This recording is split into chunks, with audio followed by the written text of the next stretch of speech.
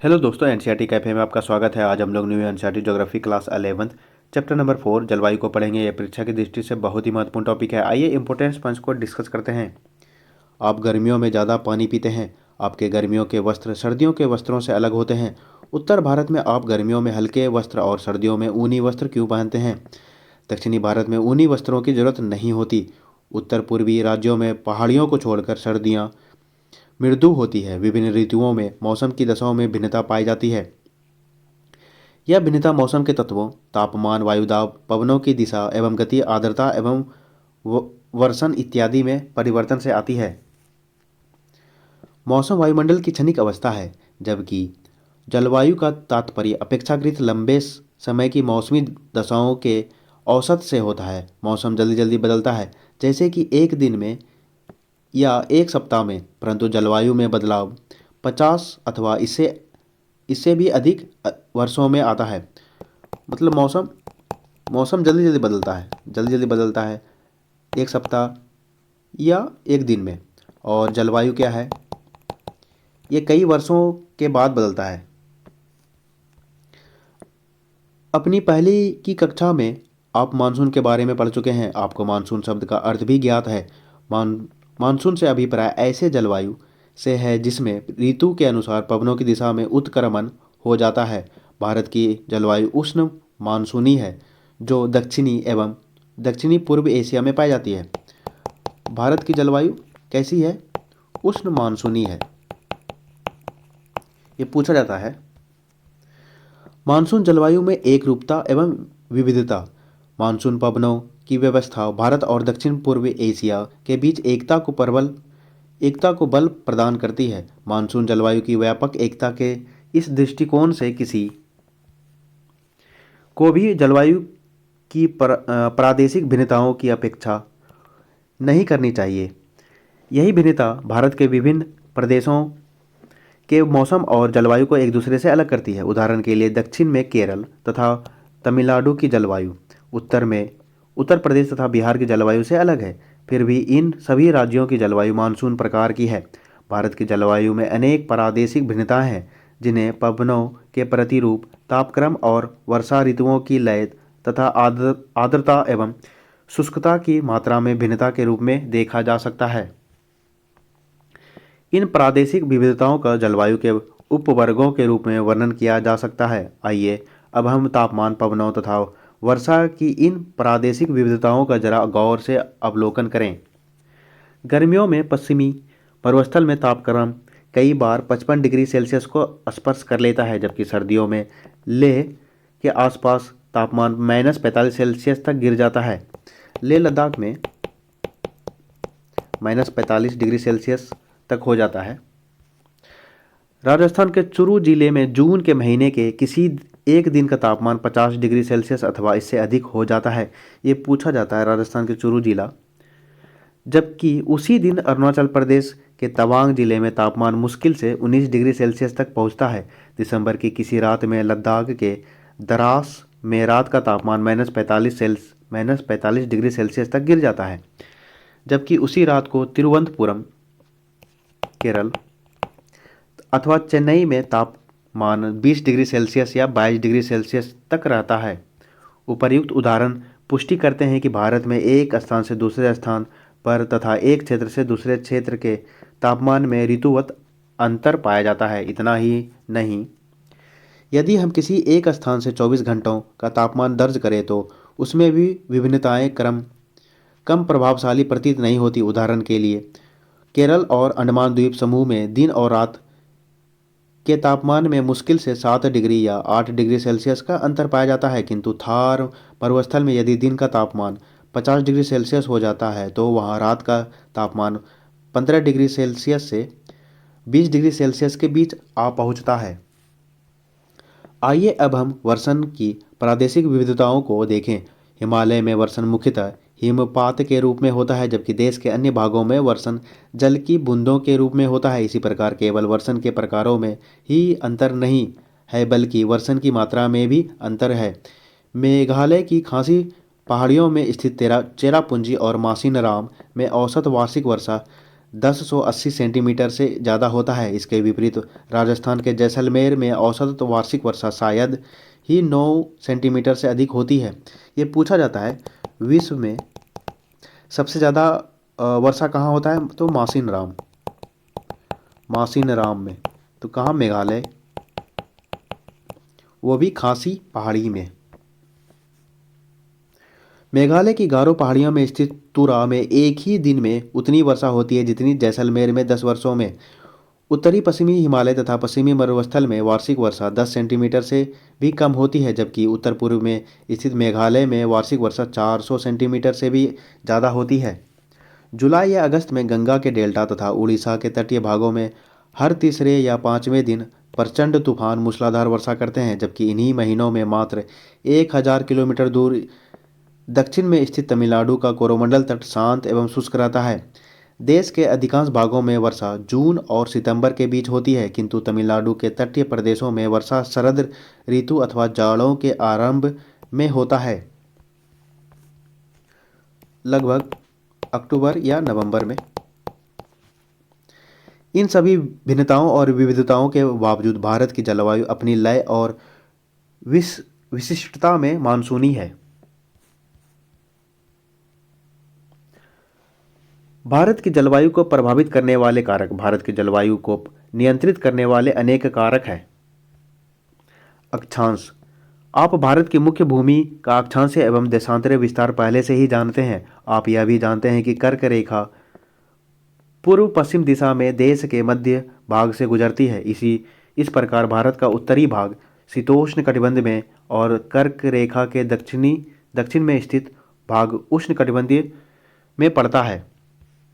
उष्णकटिबंधीय भूमध्य रेखा के अधिक निकट होने के कारण सारा साल ऊंचे तापमान तथा कम दैनिक और वार्षिक तापांतर का अनुभव करता है। कर्क रेखा से उत्तर में स्थित भाग में भूमध्य रेखा से दूर होने के कारण उच्च दैनिक तथा वार्षिक तापांतर के साथ विषम जलवायु पाई जाती है। ये आपका है, ये आपका विषुवत रेखा, ये हो गया कर्क रेखा, ये आपका हो गया शीतोष्ण कटिबंधीय, और ये आपका हो गया कर्क रेखा के दक्षिण में उष्ण कटिबंधीय।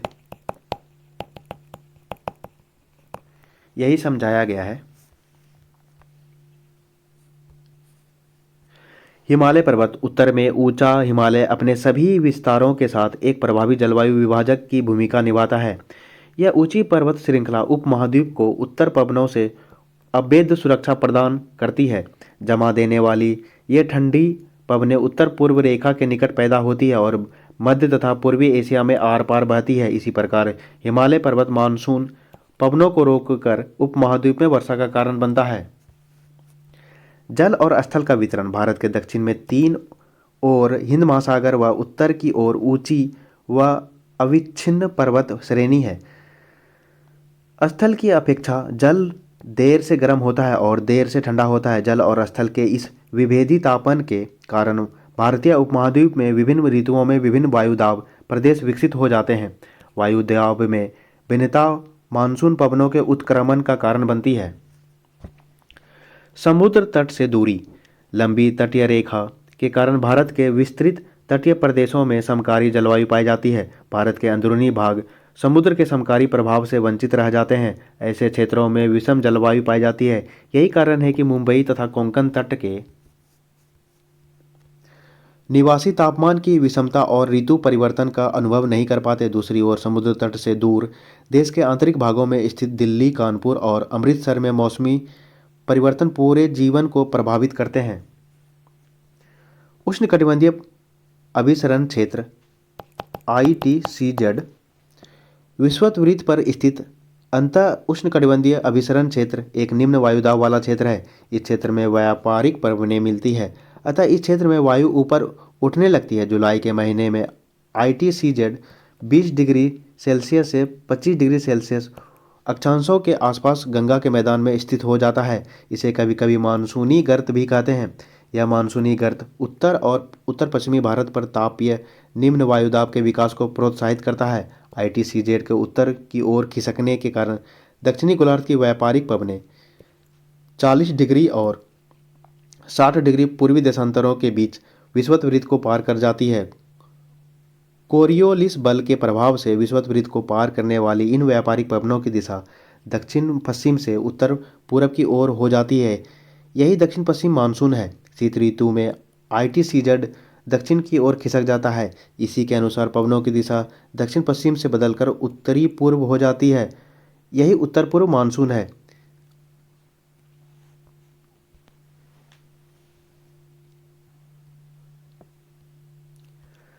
समुद्र तल से ऊंचाई के साथ तापमान घटता है।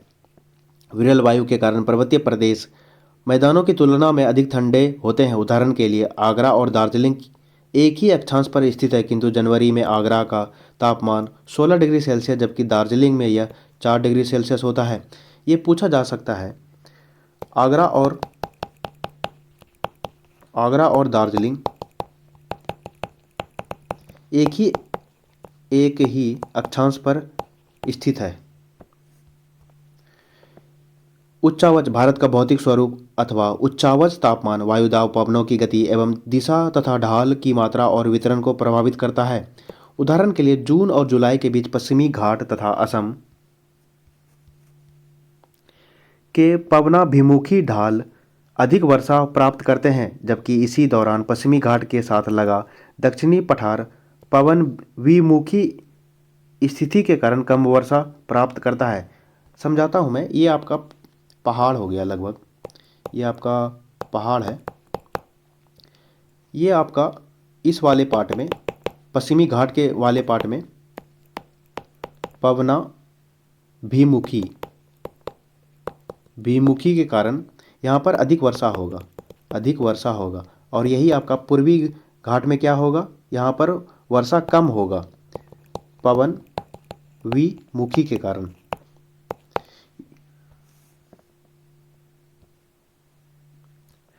भारतीय मानसून की प्रकृति।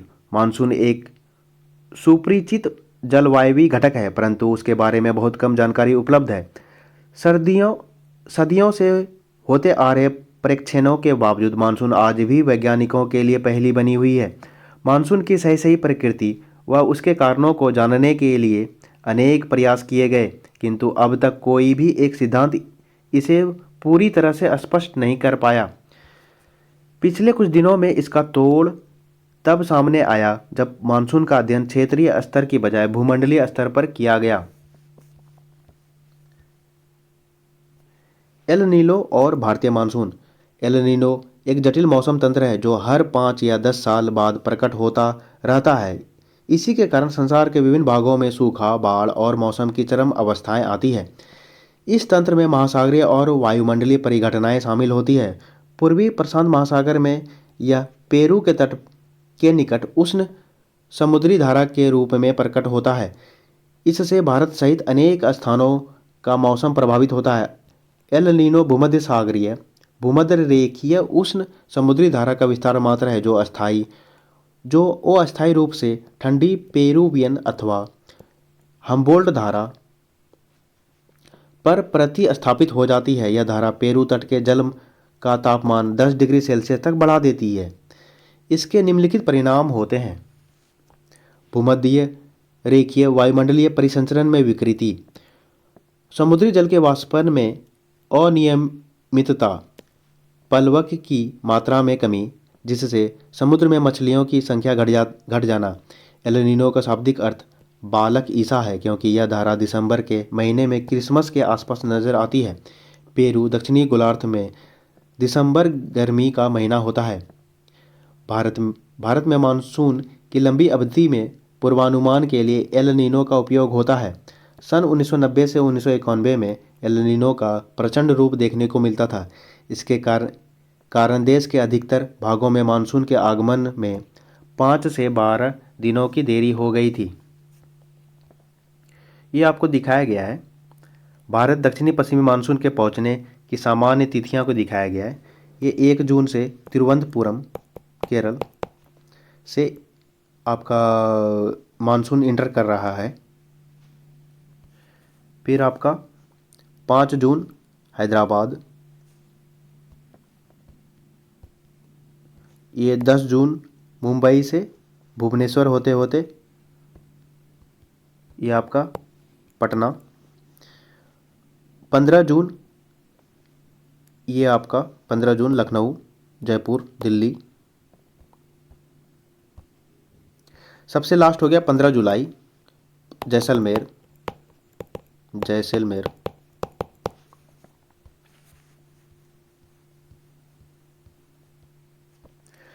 दक्षिण एशियाई क्षेत्र में वर्षा के कारणों का व्यवस्थित अध्ययन मानसून के कारणों को समझने में सहायता करता है। इसके कुछ विशेष पक्ष इस प्रकार हैं। मानसून का आरंभ तथा उसका स्थल की ओर बढ़ना, मानसून में विच्छेद। मानसून का आरंभ 19वीं सदी के अंत में यह व्याख्या की गई थी कि गर्मी के महीनों में स्थल और समुद्र का विभेदी तापन ही मानसून पवनों के उपमहाद्वीप की ओर चलने के लिए मंच तैयार करता है। अप्रैल और मई के महीनों में जब सूर्य कर्क रेखा पर लंबवत चमकता है तो हिंद महासागर के उत्तर में स्थित विशाल भूखंड अत्यधिक गर्म हो जाता है। इसके परिणाम स्वरूप उपमहाद्वीप के उत्तर पश्चिमी भाग पर एक गहन न्यून दाब क्षेत्र विकसित हो जाता है। क्योंकि भूखंड के दक्षिण में हिंद महासागर अपेक्षता अपेक्षतया धीरे धीरे गर्म होता है। निम्न वायुदाब केंद्र विषुवत रेखा के उस पार से दक्षिण पूर्वी सनमार्गी पवनों को आकर्षित कर लेता है। इन दशाओं में अंततः उष्णकटिबंधीय अभिसरण क्षेत्र उत्तर की ओर स्थानांतरित हो जाता है। इस प्रकार दक्षिण पश्चिमी मानसून पवनों को दक्षिण पूर्वी सनमार्गी पवनों के विस्तार के रूप में देखा जा सकता है, जो भूमध्य रेखा को पार करके भारतीय उपमहाद्वीप की ओर विक्षेपित हो जाती है। ये पवनें भूमध्य रेखा को 40 डिग्री पूर्वी और 60 डिग्री पूर्वी देशांतर रेखाओं के बीच पार करती है। अंतः उष्णकटिबंधीय अभिसरण क्षेत्र की स्थिति में परिवर्तन का संबंध हिमालय के दक्षिण में उत्तरी मैदान के ऊपर से पश्चिमी जेट प्रवाह द्वारा अपनी स्थिति के प्रत्यावर्तन से भी है। क्योंकि पश्चिमी जेट प्रवाह के इस क्षेत्र से खिसकते ही दक्षिणी भारत में 15 डिग्री उत्तर अक्षांश पर पूर्वी जेट प्रवाह विकसित हो जाता है। इसी पूर्वी जेट प्रवाह को भारत में मानसून के प्रस्फोट बर्स्ट के लिए जिम्मेदार माना जाता है। मानसून का भारत में प्रवेश। दक्षिणी पश्चिमी मानसून केरल तट पर 1 जून को पहुंचता है और शीघ्र ही 10 और 13 जून के बीच ये आर्द्र पवनें मुंबई व कोलकाता तक पहुंच जाती है।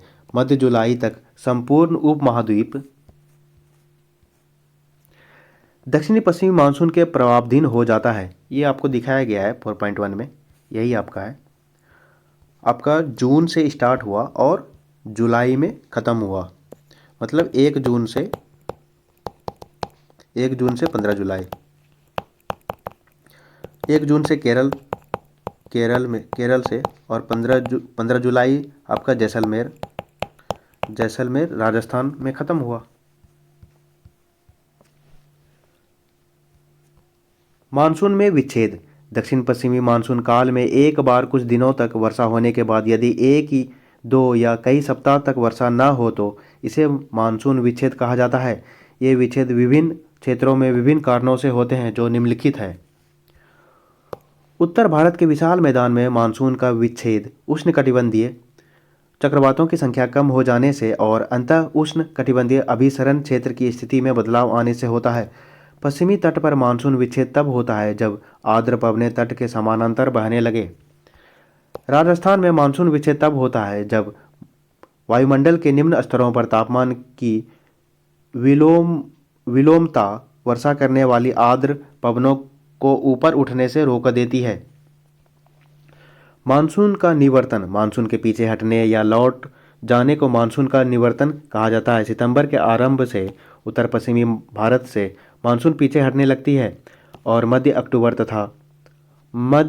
तक यह दक्षिणी भारत को छोड़ से समस्त भारत से निवर्तित हो जाती है। लौटती हुई मानसून पवनें बंगाल की खाड़ी से जल वाष्प ग्रहण करके उत्तर पूर्वी मानसून के रूप में तमिलनाडु में वर्षा करती है। ये इम्पोर्टेंट है। तमिलनाडु में वर्षा कैसे होती है? तो लौटती हुई मानसून या उत्तर पूर्वी मानसून के कारण। ये पूछा गया प्रश्न है।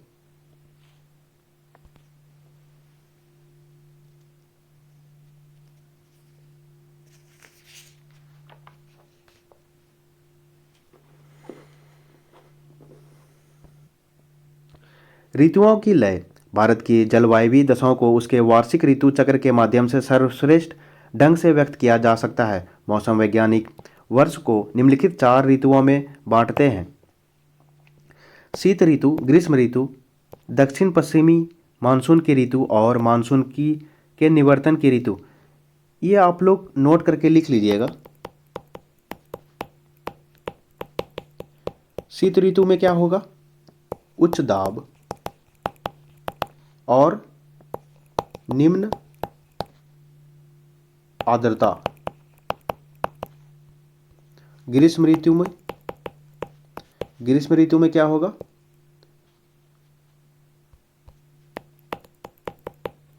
ग्रीष्म ऋतु में होगा आपका निम्न दाब और निम्न आर्द्रता। और दक्षिण पश्चिम मानसून की ऋतु में क्या हो जाएगा? ये आपका हो गया निम्न दाब एंड उच्च आर्द्रता।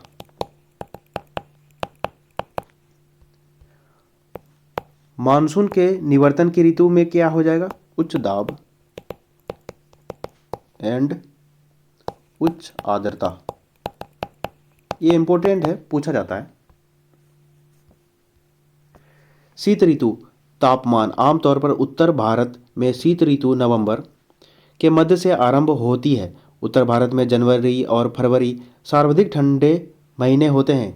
इस समय उत्तर भारत के अधिकांश भागों में औसत दैनिक तापमान 21 डिग्री सेल्सियस से कम रहता है। रात्रि के तापमान काफ़ी कम हो जाता है, जो पंजाब और राजस्थान में हिमांक 0 डिग्री सेल्सियस से भी नीचे चला जाता है। इस ऋतु में उत्तरी भारत में अधिक ठंड पड़ने के मुख्य रूप से 3 कारण हैं। पंजाब, हरियाणा और राजस्थान जैसे राज्य समुद्र के समकारी प्रभाव से दूर स्थित होने के कारण महाद्वीपीय जलवायु का अनुभव करते हैं। निकटवर्ती हिमालय की श्रेणियों में हिमपात के कारण शीतलहर की स्थिति उत्पन्न हो जाती है और फरवरी के आसपास कैस्पियन सागर और तुर्कमेनिस्तान की ठंडी पवनें उत्तर भारत में शीतलहर ला देती है। ऐसे अवसरों पर देश के उत्तर पश्चिम भागों में पाला व कोहरा भी पड़ता है। मानसून को समझना। मानसून का स्वभाव एवं रचना तंत्र संसार के विभिन्न भागों में स्थल, महासागरों तथा ऊपरी वायुमंडल के एकत्रित मौसम संबंधी आंकड़ों के आधार पर समझा जाता है। पूर्वी प्रशांत महासागर में स्थित फ्रेंच पोलिनेशिया के ताहिती लगभग 18 डिग्री दक्षिण तथा 149 पश्चिमी तथा हिंद महासागर में ऑस्ट्रेलिया के पूर्वी भाग में स्थित पोर्ट डार्विन 12 डिग्री 30 मिनट दक्षिण तथा 131 मिनट पूर्व के बीच पाए जाने वाले वायुदाब का अंतर मापकर मानसून की तीव्रता के बारे में पूर्वानुमान लगाया जा सकता है। भारत का मौसम विभाग 16 कारकों मापदंडों के आधार पर मानसून के संभावित व्यवहार के बारे में काफ़ी समय का पूर्वानुमान लगाता है। प्रायद्वीपीय भारत में कई निश्चित शीत ऋतु नहीं होती। तटीय भागों में भी समुद्र के समकारी प्रभाव तथा भूमध्य रेखा की निकटता के कारण ऋतु के अनुसार तापमान के वितरण प्रतिरूप में शायद ही कोई बदलाव आता हो।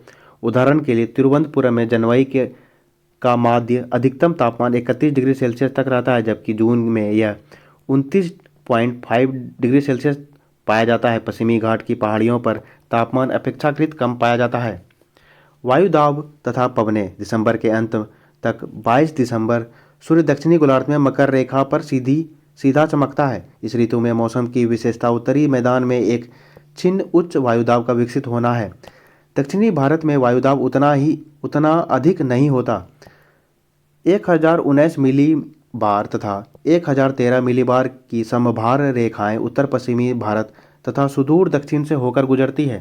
परिणाम स्वरूप उत्तर पश्चिमी उच्च वायुदाब क्षेत्र से दक्षिण में हिंद महासागर पर स्थित निम्न वायुदाब क्षेत्र की ओर पवनें चलना आरंभ कर लेती है। कम दाब प्रवणता के कारण 3 से 5 किलोमीटर प्रति घंटा की दर से मंद गति की पवनें चलने लगती है। मोटे तौर पर क्षेत्र की भू आकृति भी पवनों की दिशा को प्रभावित करती है। गंगा घाटी में इनकी दिशा पश्चिमी और उत्तरी पश्चिमी होती है। गंगा ब्रह्मपुत्र डेल्टा में इनकी दिशा उत्तर हो जाती है।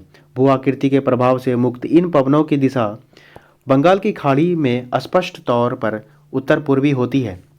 सर्दियों में भारत का मौसम सुहावना होता है, फिर भी यह सुहावना मौसम कभी कभार हल्के चक्रवातीय अपदावों से बाधित होता रहता है। पश्चिमी विक्षोभ कहे जाने वाले ये चक्रवात पूर्वी भूमध्य सागर पर उत्पन्न होते हैं और पूरब की ओर चलते हुए पश्चिमी एशिया, ईरान, अफगानिस्तान तथा पाकिस्तान को पार करके भारत के उत्तरी पश्चिमी भागों में पहुंचते हैं। मार्ग में उत्तर में कैस्पियन सागर तथा दक्षिण में ईरान की खाड़ी से गुजरते समय इन चक्रवातों की आर्द्रता में संवर्धन हो जाता है। पश्चिमी जेट प्रवाह इन अवदाबों को भारत की ओर उन्मुख करने में क्या भूमिका निभाते हैं? वर्षा। शीतकालीन मानसून पवनें स्थल से समुद्र की ओर चलने के कारण वर्षा नहीं करती, क्योंकि एक तो इनमें नमी केवल नाम मात्र की होती है, दूसरे स्थल पर घर्षण के कारण इन पवनों का तापमान बढ़ जाता है, जिससे वर्षा होने की संभावना निरस्त हो जाती है। अतः शीत ऋतु में अधिकांश भारत में वर्षा नहीं होती। अपवाद स्वरूप कुछ क्षेत्रों में शीत ऋतु में वर्षा होती है।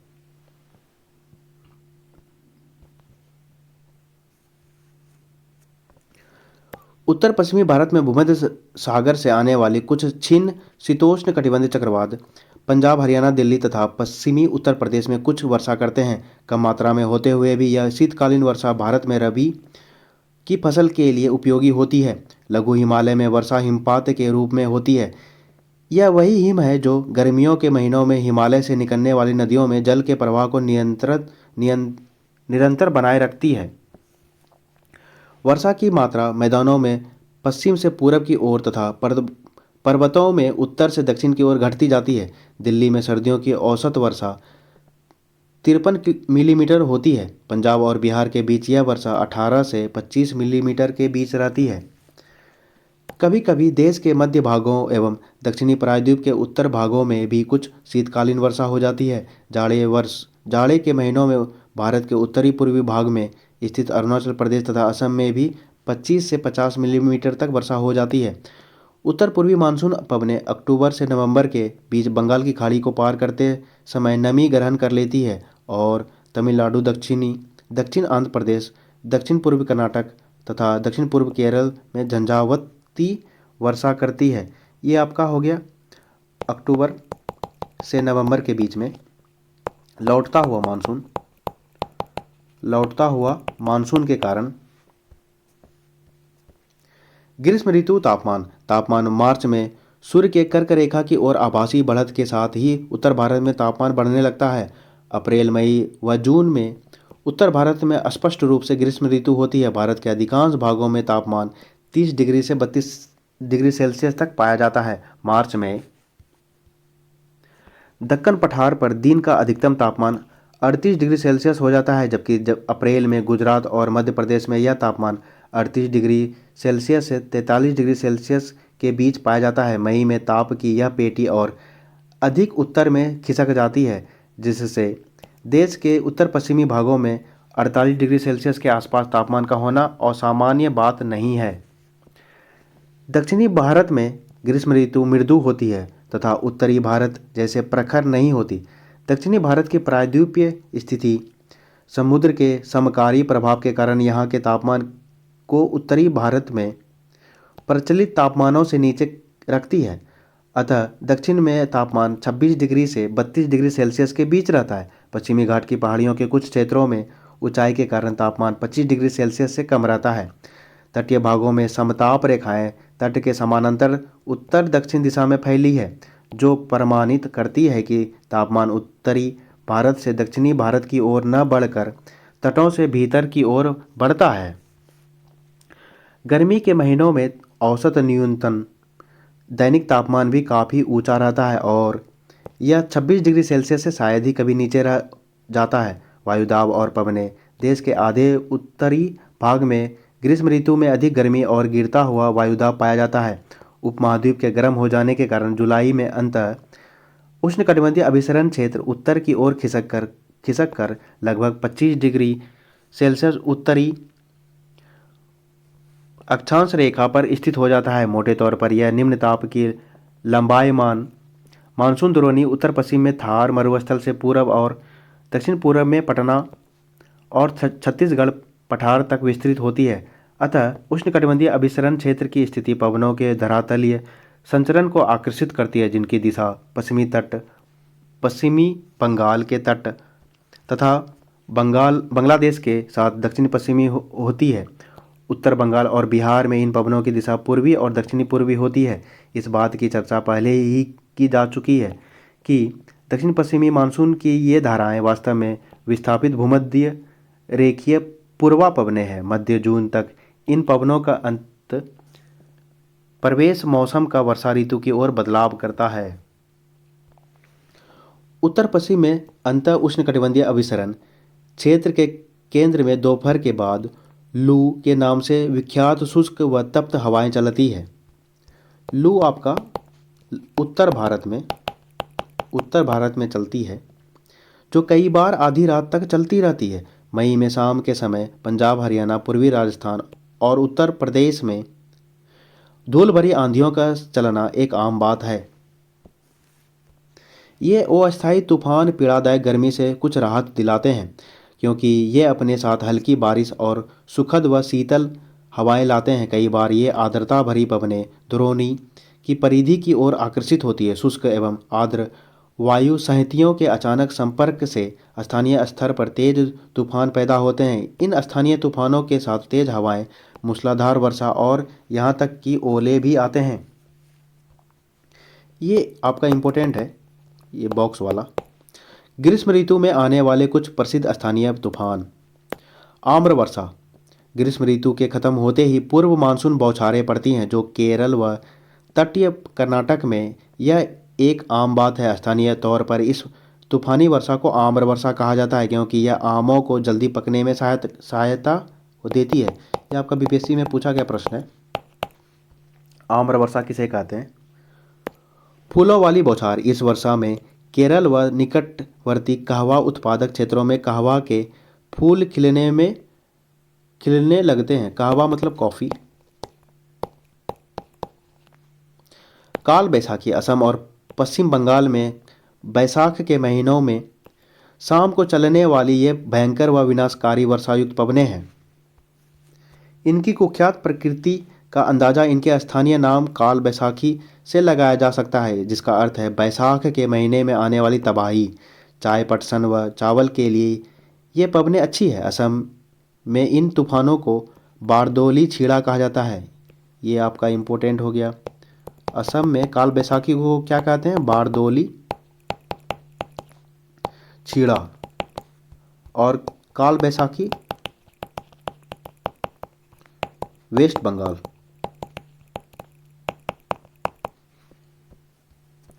लू। उत्तर मैदान में पंजाब से लेकर बिहार तक चलने वाले शुष्क, गर्म व पीड़ादायक पवनें हैं। दिल्ली और पटना के बीच इनकी तीव्रता अधिक होती है। लू आपका लगभग नॉर्थ भारत साइड में ज़्यादा।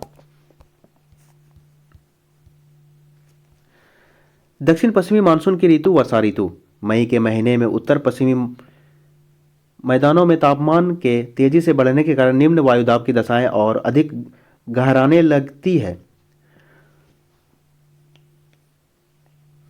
जून के आरंभ में ये दशाएं इतनी शक्तिशाली हो जाती है कि वे हिंद महासागर से आने वाली दक्षिणी गोलार्ध की व्यापारिक पवनों को आकर्षित कर लेती है। ये दक्षिण पूर्वी व्यापारिक पवनें भूमध्य रेखा को पार करके बंगाल की खाड़ी और अरब सागर में प्रवेश कर जाती है, जहां ये भारत के ऊपर विद्यमान वायु परिसंचरण में मिल जाती है। भूमध्य रेखीय गर्म समुद्री धाराओं के ऊपर से गुजरने के कारण ये पवनें अपने साथ पर्याप्त मात्रा में आर्द्रता लाती है। भूमध्य रेखा को पार करके इनकी दिशा दक्षिण पश्चिमी हो जाती है। इसी कारण इन्हें दक्षिण पश्चिमी मानसून कहा जाता है। दक्षिण पश्चिमी मानसून की ऋतु में वर्षा अचानक आरंभ हो जाती है। पहली वर्षा का असर यह होता है कि तापमान में काफ़ी गिरावट आ जाती है। प्रचंड गर्जन और बिजली की कड़क के साथ ही इन आर्द्रता भरी पवनों का अचानक चलना प्रायः मानसून का प्रस्फोट कहलाता है। जून के पहले सप्ताह में केरल, कर्नाटका, गोवा और महाराष्ट्र के तटीय भागों में मानसून फट पड़ता है, जबकि देश के आंतरिक भागों में यह जुलाई के पहले सप्ताह तक हो पाता है। मध्य जून से मध्य जुलाई के बीच दिन का तापमान 5 डिग्री से 8 डिग्री सेल्सियस की गिरावट आ जाती है। ज्यों ही ये पवनें स्थल पर पहुंचती है, उच्चावच और उत्तर पश्चिमी भारत पर स्थित तापीय निम्न वायुदाब इनकी दक्षिण पश्चिमी दिशा को संशोधित कर देते हैं। भूखंड पर मानसून दो शाखाओं में पहुंचती है, अरब सागर की शाखा और बंगाल की खाड़ी की शाखा। अरब सागर की मानसून पवनें। अरब सागर से उत्पन्न होने वाली मानसून पवनें आगे 3 शाखाओं में बांटती है। इसकी एक शाखा को पश्चिमी घाट रोकते हैं। ये पवनें पश्चिमी घाट की ढलानों पर 900 से 1200 मीटर की ऊंचाई तक चढ़ती है, अतः ये पवनें तत्काल ठंडी होकर सह्याद्री की पवनाभिमुखी ढाल तथा पश्चिमी तटीय मैदान पर 250 से 400 सेंटीमीटर के बीच भारी वर्षा करती है। पश्चिमी घाट को पार करने के बाद ये पवनें नीचे उतरती और गर्म होने लगती है। इससे इन पवनों की आर्द्रता में कमी आ जाती है। परिणाम स्वरूप पश्चिमी घाट के पूर्व में इन पवनों से नाममात्र की वर्षा होती है। कम वर्षा का यह क्षेत्र वृष्टि छाया क्षेत्र कहलाता है। कोझिकोड, मैंगलोर, पुणे और बेंगलोर में होने वाली वर्षा की मात्रा और उनमें अंतर ज्ञात कीजिए। ये आपको मैं समझाता हूँ। ये वाला शब्दावली वृष्टि छाया किसे कहते हैं। ये आपका पहाड़ हो गया, ये पहाड़ हो गया, ये आपका पश्चिमी घाट, ये हो गया पूर्वी घाट, पूर्वी घाट, ये हो गया पश्चिमी घाट। और इधर ज़्यादा वर्षा होगा तो यहाँ पर हरा भरा होगा, तो इसको हम लोग कहेंगे पवनाभिमुखी। और इधर वर्षा नहीं होगा, जिसके कारण इसको पवन विमुखी कहेंगे। और जहाँ पर वर्षा नहीं होगा इसी को हम लोग कहते हैं वृष्टि छाया, वृष्टि छाया। आइए हम लोग कुछ मैप को देख लेते हैं। वायुधार एवं धरातलीय पवनें जून और सितंबर को दिखाया गया है। ये आपका 400 से अधिक, ये लक्षद्वीप हो गया और ये वाला पार्ट हो गया 400 से अधिक। और ये अंडमान अंडमान अंडमान वाले पार्ट भी 400 से अधिक। और ये आपका उत्तर पूर्वी भाग में लगभग मेघालय वाले पार्ट में 400 से अधिक वर्षा होगा। 200 से 400 ये वाला पार्ट हो गया, 200 से 400 इधर हो गया, ये वाला पार्ट हो गया, ये वाला पार्ट हो गया। और 100 से 200, 100 से 200 ये हो गया, ये वाला पार्ट। 60 से 100, 60 से 100 कौन सा हो जाएगा?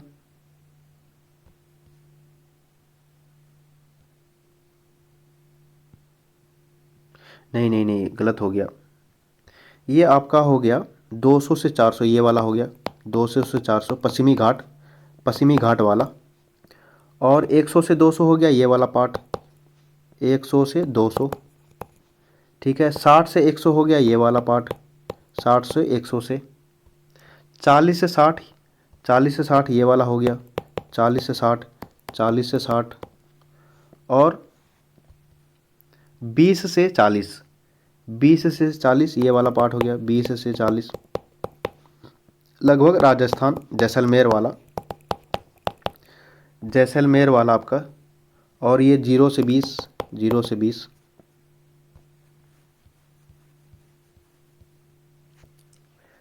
अरब सागर से उठने वाली मानसून की दूसरी शाखा मुंबई के उत्तर में नर्मदा और तापी नदियों की घाटियों से होकर मध्य भारत में दूर तक वर्षा करती है। छोटा नागपुर पठार में इस शाखा से 15 सेंटीमीटर वर्षा होती है। यहाँ यह गंगा के मैदान में प्रवेश कर जाती है और बंगाल की खाड़ी से आने वाली मानसून की शाखा से मिल जाती है। इस मानसून की तीसरी शाखा सौराष्ट्र, प्रायद्वीप और कच्छ से टकराती है। वहाँ से यह अरावली के साथ साथ पश्चिमी राजस्थान को लांघती है और बहुत ही कम वर्षा करती है। पंजाब और हरियाणा में भी यह बंगाल की खाड़ी से आने वाली मानसून की शाखा से मिल जाती है। ये दोनों शाखाएं एक दूसरे के सहारे प्रबलित होकर पश्चिमी हिमालय, विशेष रूप से धर्मशाला में वर्षा करती है। धर्मशाला आपका हिमाचल प्रदेश। बंगाल की खाड़ी की मानसून पवनें। बंगाल की खाड़ी की मानसून पवनों की शाखा म्यांमार के तट तथा दक्षिण पूर्वी बांग्लादेश के एक थोड़े से भाग से टकराती है, किंतु म्यांमार के तट पर स्थित आराकान पहाड़ियाँ इस शाखा के एक बड़े हिस्से को भारतीय उपमहाद्वीप की ओर विक्षेपित कर देती है। ये आपका पूछा जाएगा। आराकान पहाड़ी कहाँ पाया जाता है? तो म्यांमार। इस प्रकार मानसून पश्चिमी बंगाल और बांग्लादेश में दक्षिण पश्चिमी दिशा की अपेक्षा दक्षिणी व दक्षिणी पूर्वी दिशा से प्रवेश करती है। यहाँ से यह शाखा हिमालय पर्वत तथा भारत के उत्तर पश्चिम में स्थित तापीय निम्न दाब के प्रभावाधीन दो भागों में बढ़ जाती है। इसकी एक शाखा गंगा के मैदान के साथ साथ पश्चिम की ओर बढ़ती है और पंजाब के मैदान तक पहुँचती है। इसकी दूसरी शाखा उत्तर व उत्तर पूर्व में ब्रह्मपुत्र घाटी में बढ़ती है। यह शाखा वहाँ विस्तृत क्षेत्रों में वर्षा करती है। इसकी एक उपशाखा मेघालय में स्थित गारो और खासी पहाड़ियों से टकराती है। खासी पहाड़ियों के शिखर पर स्थित मासिन राम विश्व की सर्वाधिक औसत वार्षिक वर्षा प्राप्त करता है। ये इंपॉर्टेंट हो गया। यहाँ यह जानना महत्वपूर्ण है कि तमिलनाडु तट वर्षा ऋतु में शुष्क क्यों रह जाता है। इसके लिए दो कारक उत्तरदायी है। तमिलनाडु तट बंगाल की खाड़ी के मानसून पवनों के समानांतर पड़ता है। यह दक्षिण पश्चिमी मानसून की अरब सागर शाखा के विष्टि क्षेत्र में स्थित है। मानसून के निवर्तन की ऋतु। अक्टूबर और नवंबर के महीनों को मानसून के निवर्तन की ऋतु कहा जाता है। सितंबर के अंत में सूर्य के दक्षिणायन होने की स्थिति में गंगा के मैदान पर स्थित निम्न वायुदाब की द्रोणी भी दक्षिण की ओर खिसकना आरंभ कर देती है। इससे दक्षिण पश्चिम मानसून कमजोर पड़ने लगता है। मानसून सितंबर के पहले सप्ताह में पश्चिमी राजस्थान से लौटता है। इस महीने के अंत तक मानसून राजस्थान, गुजरात, पश्चिमी गंगा मैदान तथा मध्यवर्ती उच्च भूमियों से लौट चुकी होती है। अक्टूबर के आरंभ में बंगाल की खाड़ी के उत्तरी भागों में स्थित हो जाता है तथा नवंबर के शुरू में यह कर्नाटक और तमिलनाडु की ओर बढ़ता जाता है। दिसंबर के मध्य तक निम्न वायुदाब का केंद्र प्रायद्वीप से पूरी तरह से हट चुका होता है। मानसून के निवर्तन की ऋतु में आकाश स्वच्छ हो जाता है और तापमान बढ़ने लगता है। जमीन में अभी भी नमी होती है। उच्च तापमान और आर्द्रता की दशाओं से मौसम कष्टदायी हो जाता है। आमतौर पर इसे कार्तिक मास की उष्मा कहा जाता है। अक्टूबर माह में के उत्तरार्ध में तापमान तेजी से गिरने लगता है। तापमान में यह गिरावट उत्तरी भारत में विशेष तौर पर देखी जाती है। मानसून के निवर्तन की ऋतु में मौसम उत्तरी भारत में सूखा होता है, जबकि प्रायद्वीप के पूर्वी भाग में वर्षा होती है। यहाँ अक्टूबर और नवंबर वर्ष के सबसे अधिक वर्षा वाले महीने होते हैं। अक्टूबर और नवंबर वाले महीने में कौन सा वर्षा होगा, कहाँ पे होगा? तमिलनाडु में होगा। वार्षिक वर्षा को दिखाया गया है। 200 से अधिक लक्षद्वीप में होगा और पश्चिमी घाट में होगा, और ये आपका उत्तर पूर्व में होगा, नॉर्थ ईस्ट में। 100 से 200 ये आपका हो गया 100 से 200, ये वाला पार्ट हो गया। और 50 से 100 सेंटीमीटर ये हो गया, 50 से 100 सेंटीमीटर हो गया। और 50 से कम हो गया, 50 से कम हो गया राजस्थान वाले इलाके में।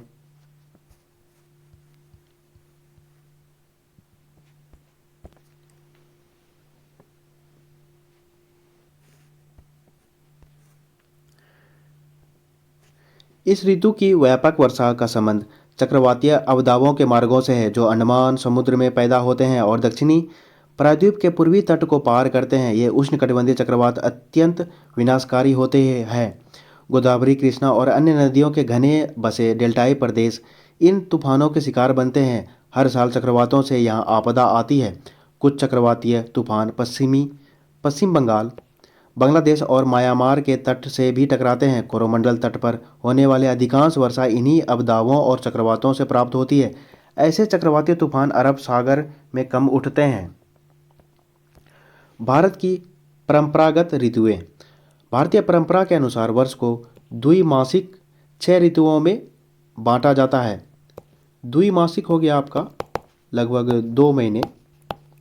2 महीने में एक ऋतु,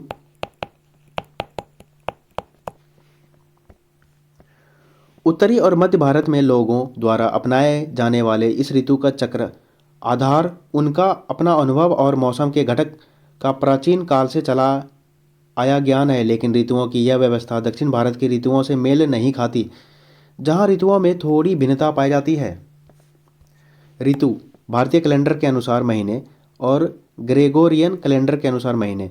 बसंत ऋतु कब होगा? चैत्र बैसाख हो गया। मार्च और अप्रैल। ग्रीष्म ज्येष्ठ और आषाढ़। मई जून। वर्षा श्रावण भाद्र। जुलाई अगस्त। शरद आश्विन कार्तिक। सितंबर अक्टूबर। हेमंत मार्गशीर्ष पौष। नवंबर दिसंबर। शिशिर माघ फाल्गुन। जनवरी फरवरी।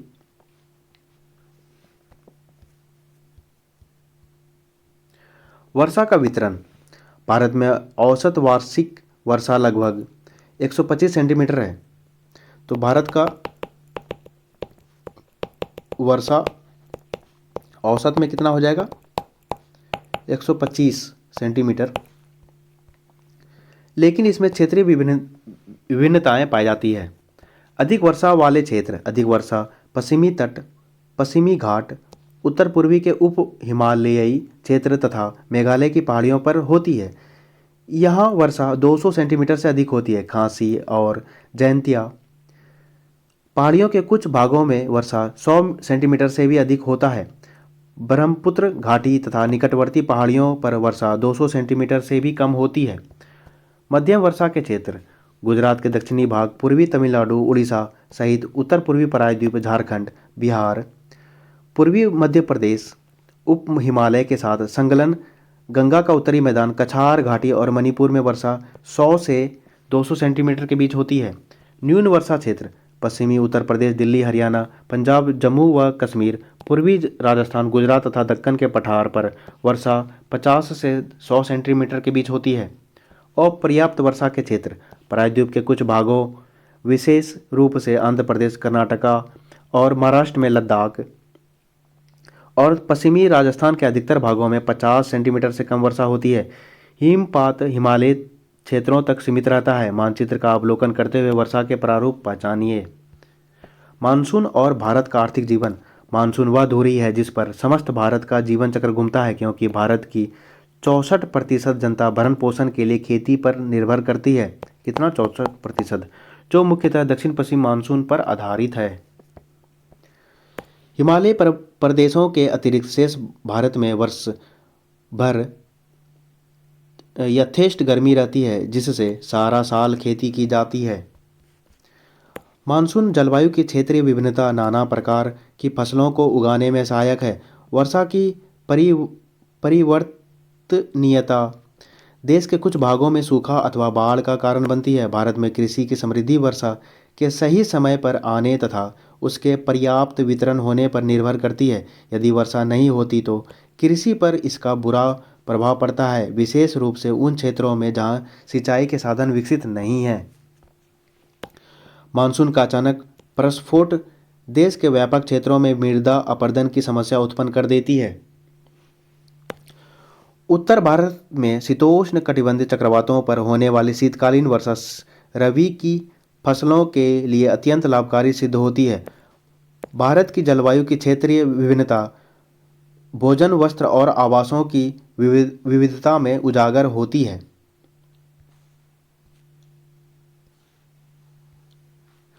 भूमंडलीय तापन। आप जानते हैं कि परिवर्तन प्रकृति का नियम है। भूतकाल में जलवायु में भी भूमंडलीय एवं स्थानीय स्तर पर परिवर्तन हुए हैं।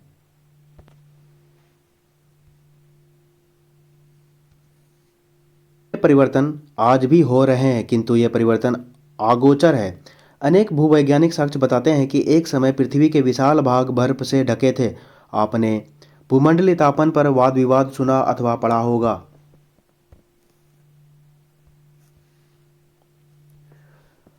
प्राकृतिक कारकों के अतिरिक्त भूमंडलीय तापन के लिए बड़े पैमाने पर औद्योगिकीकरण तथा वायुमंडल में प्रदूषणकारी गैसों की वृद्धि जैसी मानवीय क्रियाएं भी महत्वपूर्ण उत्तरदायी कारक है। भूमंडलीय तापन की चर्चा करते समय आपने हरित गिरि प्रभाव के बारे में भी सुना होगा। विश्व के तापमान में काफ़ी वृद्धि हो रही है। मानवीय क्रियाओं द्वारा उत्पन्न कार्बन डाइऑक्साइड की वृद्धि चिंता का मुख्य कारण है। जीवाश्म ईंधनों के जलने से वायुमंडल में इस गैस की मात्रा क्रमशः बढ़ती जा रही है। कुछ अन्य गैस जैसे methane, chlorofluorocarbon, CFC, CH4, ozone, O3, nitrous oxide, N2O वायुमंडल में अल्प मात्रा में विद्यमान है।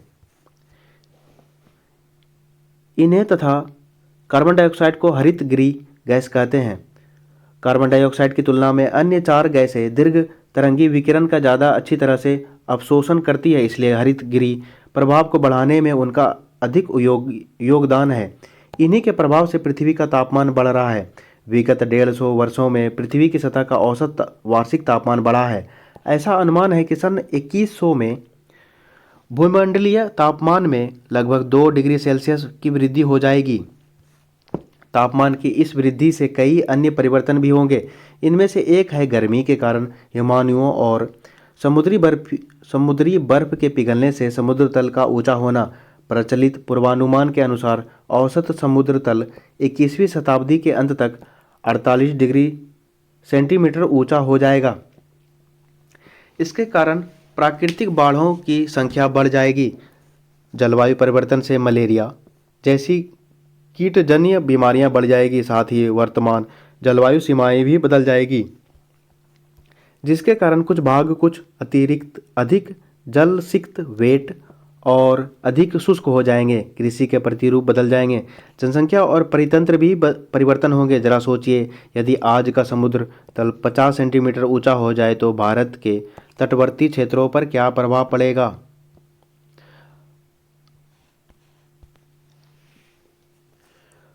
आइए कुछ अभ्यास कर लेते हैं। जाड़े के आरंभ में तमिलनाडु के तटीय प्रदेशों में वर्षा किस कारण होती है। ये इंपॉर्टेंट है, पूछा गया प्रश्न है। उत्तर पूर्वी मानसून। भारत के कितने भूभाग पर 75 सेंटीमीटर से कम औसत वार्षिक वर्षा होती है। एक तिहाई 33%।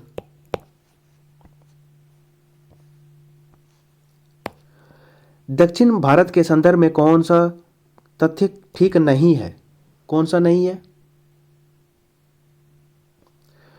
यहां जलवायु विषम पाई जाती है, ये गलत है। जब सूर्य दक्षिण गोलार्ध में मकर रेखा पर सीधा चमकता है तब निम्नलिखित में से क्या होगा। उत्तर पश्चिम भारत में तापमान कम होने के कारण उच्च वायु दाब विकसित हो जाता है।